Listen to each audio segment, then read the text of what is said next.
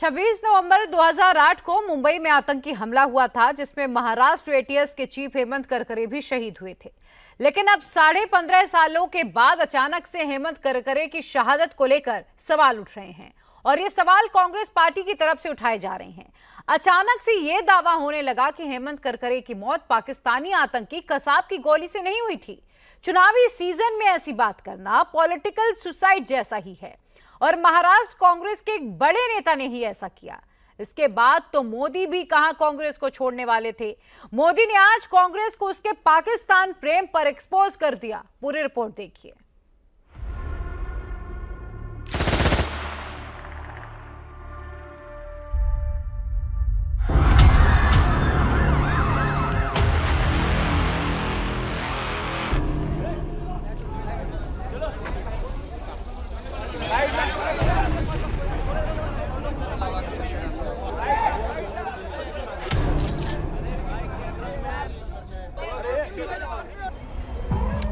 छब्बीस नवंबर 2008 मुंबई या हिंदुस्तान ही नहीं, पूरी दुनिया ने ऐसा आतंकवादी हमला कभी नहीं देखा था। ये महाराष्ट्र पुलिस के एंटी टेररिस्ट स्क्वाड यानी एटीएस के चीफ हेमंत करकरे थे, जिन्हें मुंबई के कामा अस्पताल में आतंकवादियों के होने की सूचना मिली थी।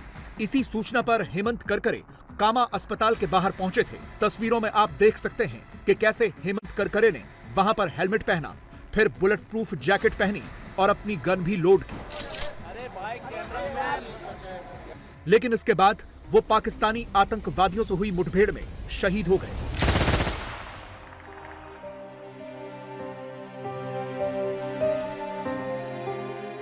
लेकिन 15 साल और 5 महीनों के बाद हेमंत करकरे की शहादत पर सवाल उठ रहे हैं।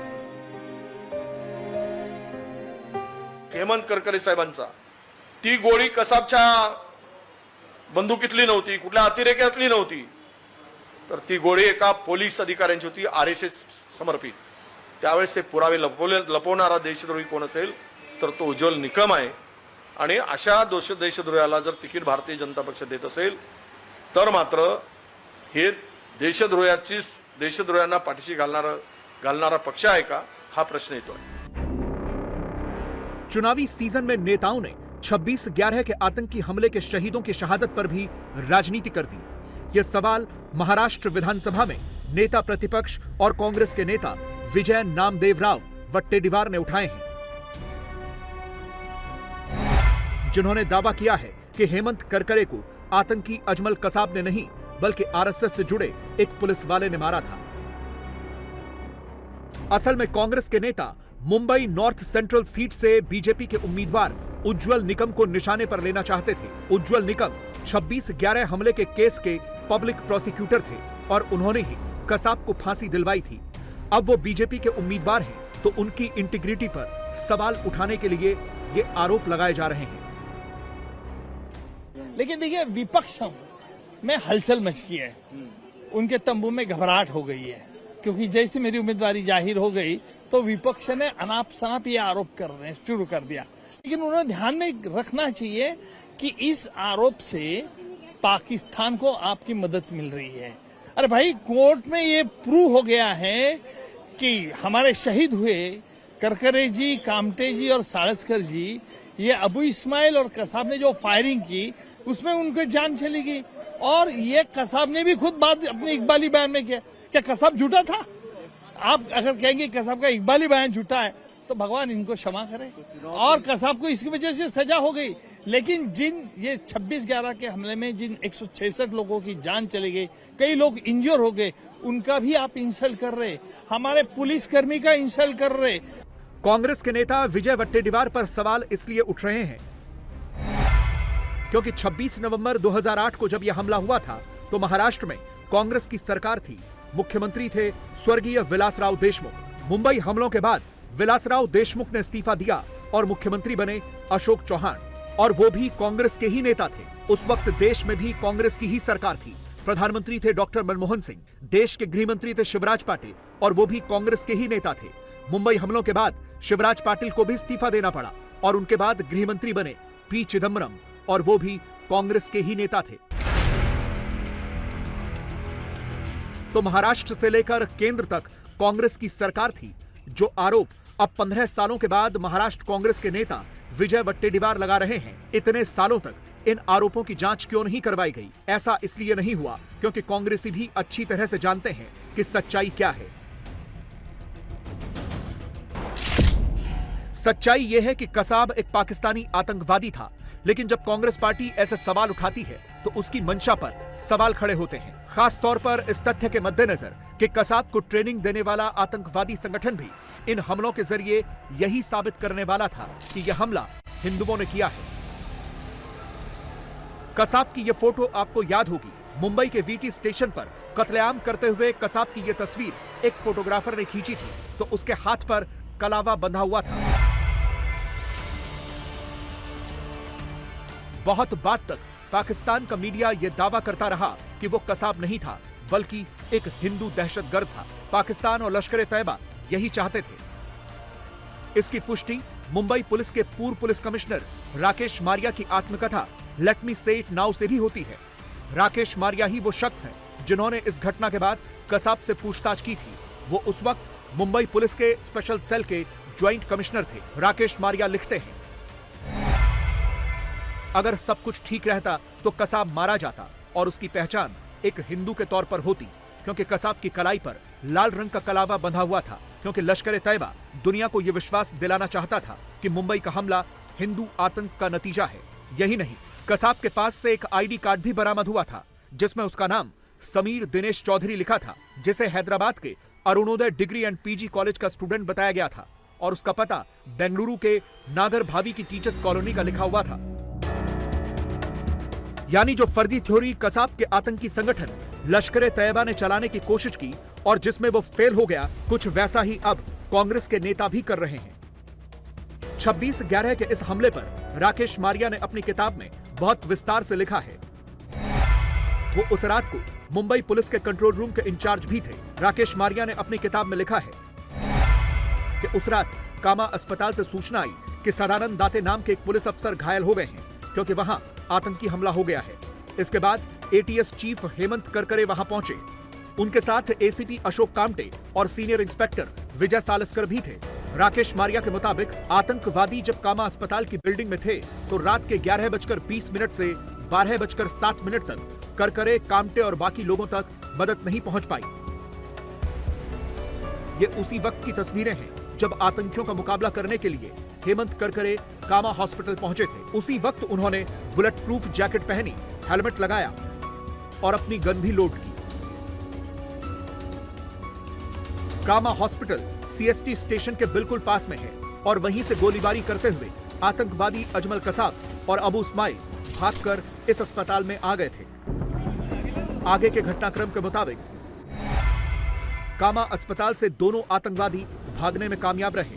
जैसे ही इसकी जानकारी करकरे, कामटे और सालस्कर को मिली, वो भी कामा हॉस्पिटल के पिछले गेट से निकले और एक पुलिस की क्वालिस वैन में बैठकर रंग भवन लेन से महानगर पालिका मार्ग की तरफ जाने लगे। इन तीनों अधिकारियों के साथ assistant sub inspector Bhosale, constable Arun Jadhav और 2 वायरलेस ऑपरेटर भी थे। सालस्कर गाड़ी चला रहे थे, कामते पैसेंजर सीट पर बैठे थे, करकरे दूसरी रो में बैठे थे और बाकी चारों के चारों पुलिस वाले गाड़ी में पीछे बैठे थे। कांस्टेबल जाधव के मुताबिक 5 मिनट के बाद 2 आतंकवादी एक पेड़ के पीछे से आए और अचानक से AK-47 से फायरिंग करने लगे। जाधव के अलावा बाकी के 6 पुलिसकर्मी तुरंत मारे गए, उन्हें संभलने का भी मौका नहीं मिला। एसीपी अशोक कामटे ही अकेले अफसर थे जिन्होंने फायरिंग की, तो उसमें एक आतंकी की बाह में गोली लगी। इसके बाद दोनों आतंकवादियों ने मृतक पुलिसकर्मियों के शव गाड़ी से बाहर फेंके और इस गाड़ी को लेकर भाग गए थे। इस पूरी घटना के चश्मदीद गवाह कांस्टेबल जाधव थे, जिन्होंने अदालत में अपनी गवाही दी। खुद कसाब ने भी अपना एक-एक गुनाह कैमरे पर स्वीकारा है, लेकिन सिर्फ सस्ती राजनीति के लिए कांग्रेस इस बहादुर पुलिसकर्मी की शहादत पर 15.5 साल के बाद सवाल उठा रही है।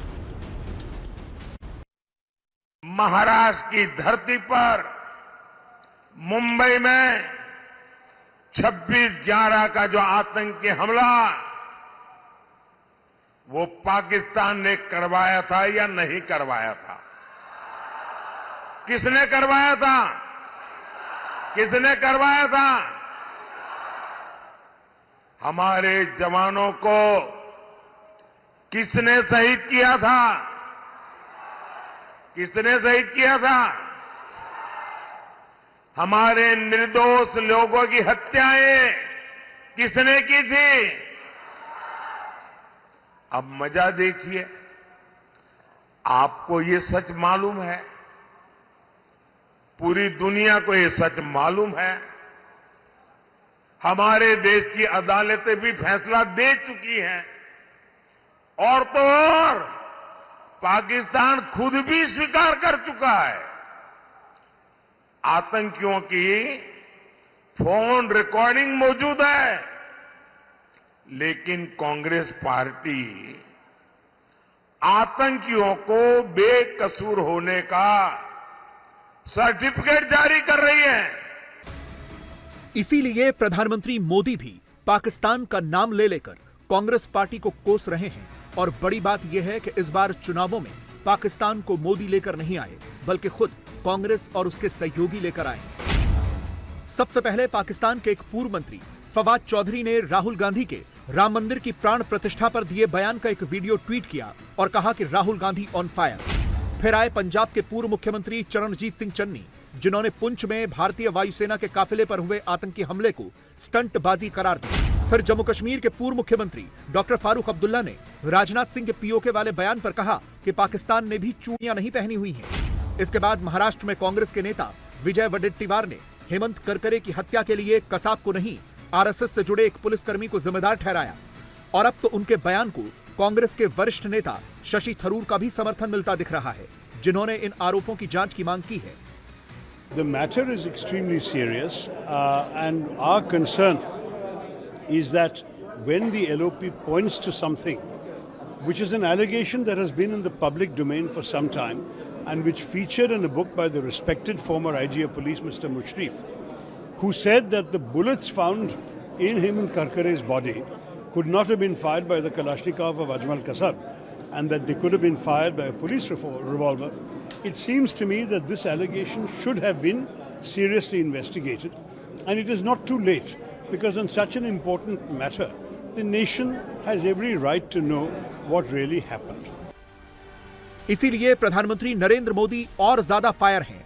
मोदी पूरी कोशिश कर रहे हैं कि चुनावों के इस संवेदनशील वक्त में कांग्रेस के नेताओं की यह भाषा और सोच घर घर पहुंचा दी जाए। 26/11 के मुंबई आतंकी हमले को लेकर महाराष्ट्र में कांग्रेस के नेता का बयान तो बहुत खतरनाक है। ये कांग्रेसी मिलकर अब आतंकी कसाब का पक्ष ले रहे हैं। कांग्रेस के समय विदेश राज्य मंत्री रहे और परिवार के करीबी ने भी कसाब को निर्दोष बता दिया है। ये मुंबई हमले में मारे गए सभी निर्दोष नागरिकों का अपमान है। ये मुंबई हमले में सभी आतंकियों को मार गिराने वाले सभी सुरक्षा बलों का अपमान है। ये शहीद तुकाराम आमले जैसे उन शहीदों का अपमान है। देश को किस तरफ ले जाना चाहती है कांग्रेस? लेकिन कांग्रेस और कांग्रेस के गठबंधन में ऐसे नेता महाराष्ट्र में ही नहीं हैं, बल्कि उस जम्मू कश्मीर में भी हैं, जहां धारा 370 हटने के बाद पहली बार चुनाव हो रहा है। यहां के सबसे वरिष्ठ नेता फारूक अब्दुल्ला का कहना है कि पाकिस्तान ने भी चूड़ियां नहीं पहनी हुई हैं। उन्होंने ऐसा क्यों कहा, यह बताने से पहले उनका यह बयान सुनिए। डिफेंस मिनिस्टर कह रहे हैं कि जो पार का कश्मीर है उसको भी हम मर्ज करेंगे और वो लोग चाहते हैं कि हम उस कश्मीर से मर्ज हो जाए।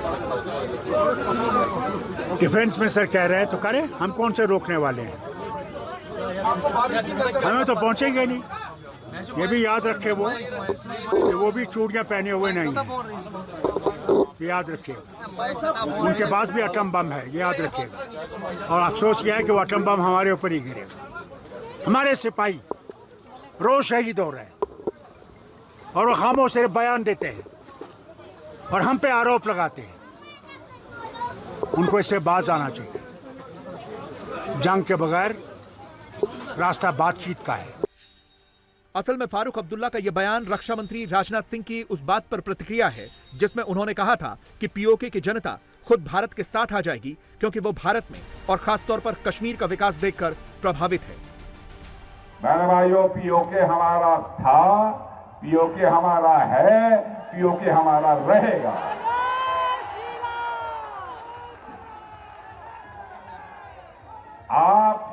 आप चिंता मत करो, भारत की ताकत बढ़ रही है। भारत का डेवलपमेंट जितनी तेजी के साथ हो रहा है, भारत की प्रतिष्ठा अंतर्राष्ट्रीय जगत में जिस तरीके से बढ़ रही है, भारत की अर्थव्यवस्था जितनी तेजी से आगे बढ़ रही है, अब पीओके के हमारे भाई बहन स्वयं ही मांग करेंगे कि हम भारत के साथ रहना चाहते हैं। चिंता मत करो। जो बात राजनाथ सिंह कह रहे हैं वो सच्चाई तो पूरे जम्मू कश्मीर में ही दिख रही है। 370 हटने के बाद पूरे कश्मीर के हालात बदल गए हैं। जिस कश्मीर के लाल चौक पर आतंकियों का कब्जा होता था, ये पता नहीं रहता था कि कब कहां से गोली चल जाए, वहां अब रातों में ऐसी जगमगाहट होती है।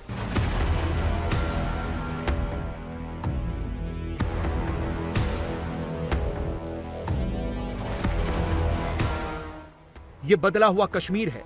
श्रीनगर की जामा मस्जिद इलाके में पूरे 35 वर्षों के बाद कोई सियासी रैली हो रही है।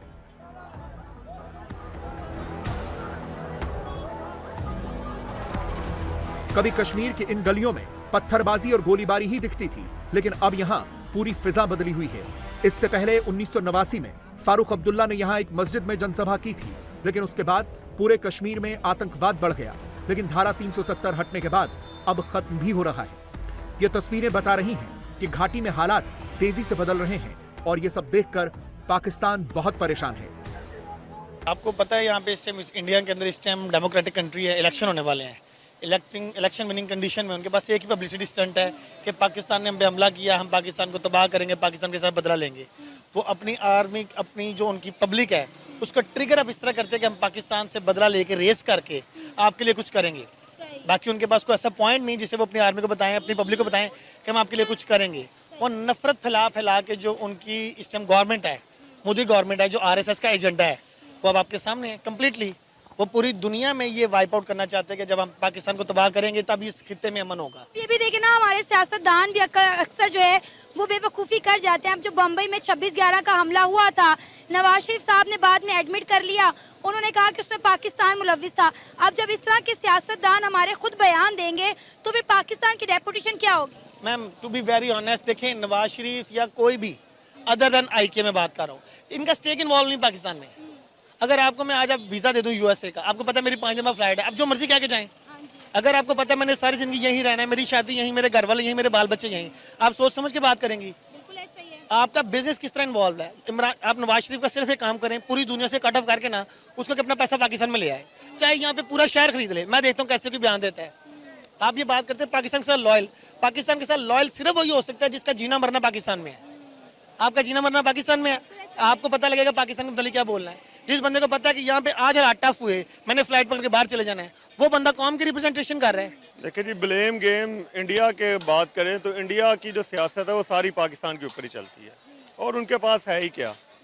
उनके पास ऐसी चीज़ें हों, उनके पास आगे अपने थोड़े मसाइल हैं, उनको क्यों नहीं फोकस करते? वो फोकस यही करते हैं कि देखे जी पाकिस्तान ने ऐसा कर दिया, पाकिस्तान ने ऐसा कर दिया। एक टाइम था वो ये भी कहते थे कि जी मुजाहिदीन इधर से जाते हैं, अब क्यों नहीं कहते? वो अब कहाँ पे चले गए मुजाहिदीन? सर, वो तो खुलेआम कहते हैं कि पाकिस्तान एक दहशतगर्द बनाने वाली फैक्ट्री है। वो कहते हैं कि इंडिया IT इंजीनियर जो है वो बना रहा है और पाकिस्तान जो है वो दहशतगर्द बना रहा है। नहीं, वो जो पाकिस्तान ने अफगानिस्तान के ऊपर बाढ़ लगाई है, जो दुनिया का सबसे महंगा तरीन प्रोजेक्ट जो पाकिस्तान ने किया है, अब उनके पास क्या है? इंटरनेशनली तो आपके पास कोई ऐसी मैसेज नहीं आ रहा। वो किस तरह से कह रहे हैं? अब ये तो उनके देखें, उन्होंने अपनी सियासत चमकानी है उधर।